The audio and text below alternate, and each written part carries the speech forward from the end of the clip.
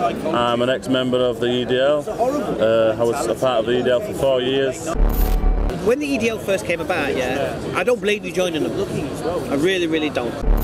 So why are we in London this weekend? We're in London for a tour with VF Tower, which we've really enjoyed. When I took my Shahada and everyone come to cuddle me, I was like, what are you doing?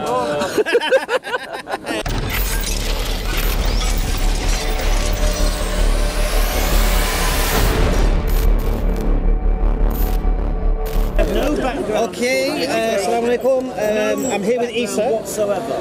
He's very, very good friends with Jordan we just spoke to, both from Leeds. He's like, remember Blue Pizza? Here's one we made earlier. Okay, so he's been now Muslim 2 years now, mashallah. 2 years? 2.5 years. 2.5 years, mashallah. He has an interesting past. He can tell you about that, no problem. I'm sure he's done it a lot of times. Yeah. So I'm just going to speak to him now and to see how his journey's going and how he's finding it, because it's all very fine in the first few weeks and everyone loves you and hugs you and all of these things. But with Islam, it's a lifetime way of life. So when you go home after hanging around with the boys, you're on your own. And these are the times where Shaitan, will do his tricks and stuff like that.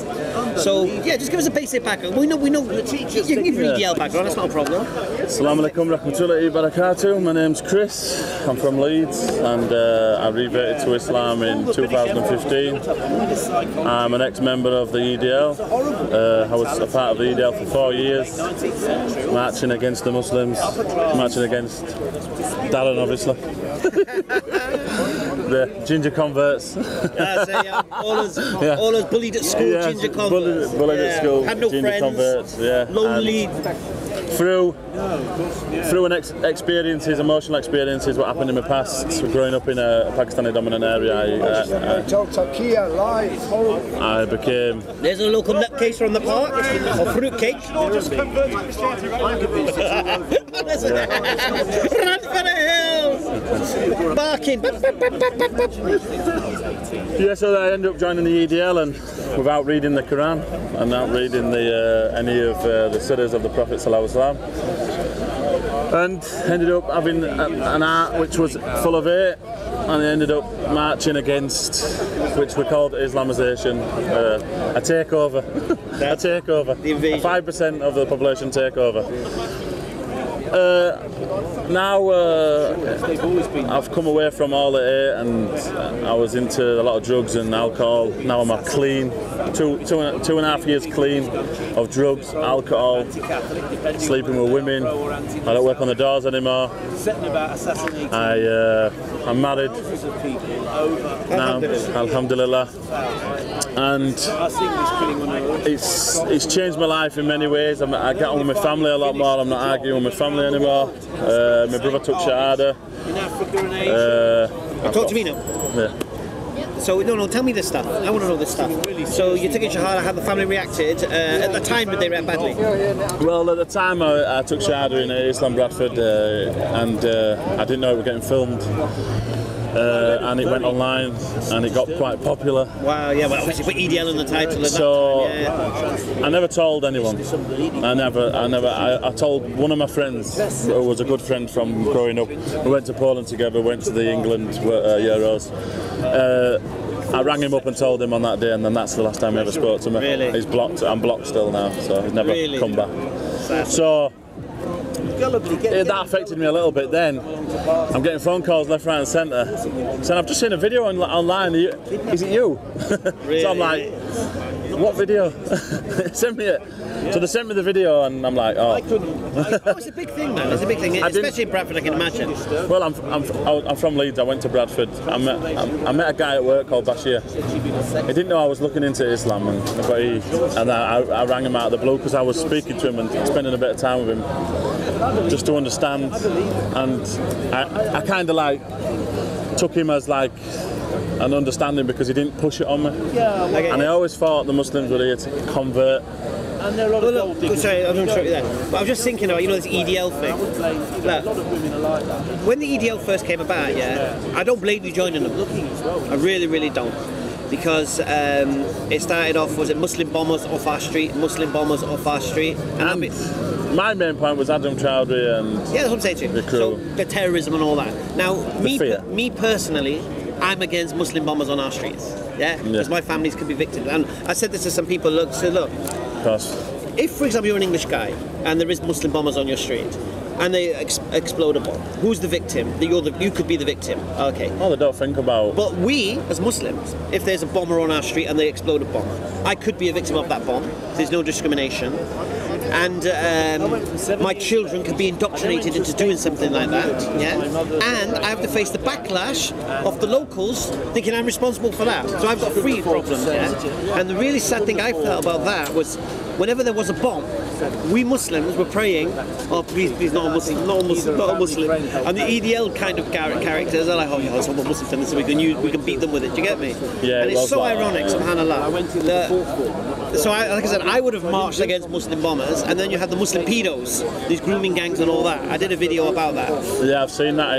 It's opened a lot of my friends. Subhanallah, yeah. See, I would march against that, and no problem. So if EDL were about no more bombers and Muslim pedos in that aspect, I'm with you. EDL, right? Yeah. But then it's no more mosques.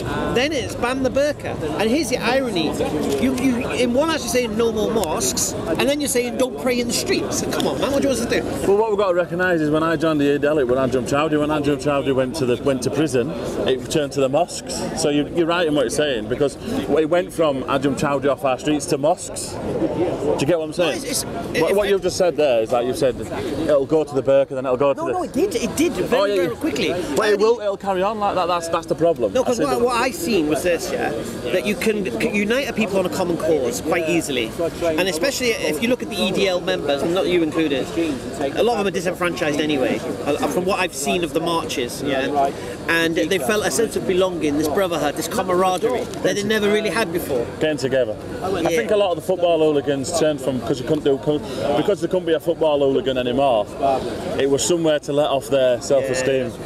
I've seen a lot of that myself. I used to go on marches with the EDL and stuff like that. I used to see you'd get the violent people and you'd get the calm people, and 9 times out of 10 there was all right decent people. They were just there for the drink. I always say it's a culture. I've always said about the EDL, yeah. At the time they're gone now, we know that they're in patches. Well, yeah, because education takes over anything. Yeah. I think it just dissipated, to be honest. It ran out of steam. But what I would say is that they were just honest working lads. Honestly, yeah. I feel personally they were honest working lads, preyed on by the likes of Tommy Robinson, fueling this, creating this hate monger, this fear amongst them for your children and the future, and creeping Sharia and all of this stuff. And they basically groomed them. Honestly, I believe they were groomed into this. Yeah, I understand where you're coming from. And then, anyway, it's all over now. I just needed to get that out there because you're a former member. I would love to say this to a member. Do you get me? Yeah. Well, what's it called? The thing is when somebody suits your agenda, your inside ego, and you've had that really bad. You've had a bad prospect of what you think Islam is, and then you've got somebody feeding that narrative. You're not going to listen to anyone else because you think that's right. No, because your confirmation bias will kick in, and you're smiling inside because you're thinking to yourself, and this is from my own self, is that you're thinking to yourself, oh, yeah, that's exactly what happened to me. Yeah. And with Tommy's stories of what happened in the Pakistani community are exactly the same as what happened to me in the Pakistani community. So we relate, but I know now it's all from emotion, and that emotion has built into an empire. But at that time, when he was shouting Andrew Chowdhury, I agreed. I still agree. Yeah. We shouldn't have people like Adam Chowdhury on our street, but now we shouldn't have people like Tommy protesting his hate. Anyone who preaches hate, to be honest with you, has to be held to account. Yeah. You can't just do it. You can say free speech is one thing, but there's no such thing as let's leave the EDL alone. We've done We've done the EDL. You're not there now, alhamdulillah. Now you're here. So why are we in London this weekend? We're in London for a tour with VF Tower, which we've really enjoyed. Jazak Allah Khair, Dalamai, Abbas and Imran for organising this event. It brings us together in a brotherhood manner, and you know, it's something that you need to keep you striving and you're a man to strengthen your man. You got to learn you're not alone. Because like I said, you accept it. Because I learned this the other day that when someone embraces Islam, everyone hugs them and whatever, in a few weeks. That's exactly what. But then it's time to go home. And you face the music and be alone with yourself in your room, and then you're looking around thinking, you know, I've been there. Well, from my perspective, when I took my shahada and everyone come to cuddle me, I was like, "What are you doing?" Because I'm from a background where we just touch it. Sometimes we don't even do handshakes with some of my friends. So it was more, "You all right, mate? You are, you know." But when they come to cuddle, you're like, "What are you doing?" Kissing you on the neck, you know. Whoa. None of that. So after, I gained a lot of Muslim brothers then. But what's it called? After a few months, it just goes. It will do. I now realise it's a test from Allah Subhanahu wa Taala. See, what you've got to do, you see, for any new Muslim, I would say this: when you first embrace Islam, it's like a surfer, right? And you've got to ride that wave, and you've got to take advantage of all that positivity and all of those things, because it's gonna the wave is gonna go down, and you're gonna be back to reality, and then you're gonna start living your life again, going to your job again, dealing with your family again, paying your bills, all of these things. But you're not even accomplishing this new way of life. You get me? Yeah. So I always say is when you first embrace Islam, dive in, get into it. I did dive in, yeah. And start making your connections to the brothers. Do you get me? But don't expect them to hold your hand.